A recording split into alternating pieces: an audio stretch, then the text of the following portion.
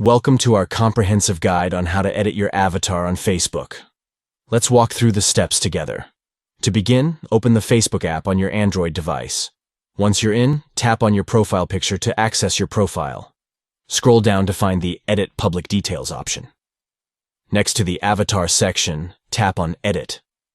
Now, it's time to make your desired changes to your avatar.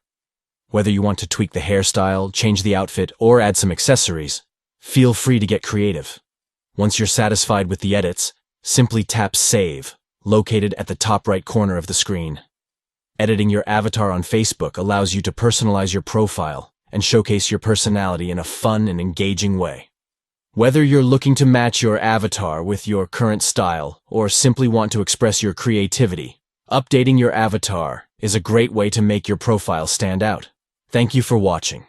We hope this guide has been informative and helpful in guiding you through the process of editing your avatar on Facebook. Have fun customizing your avatar and making it uniquely yours.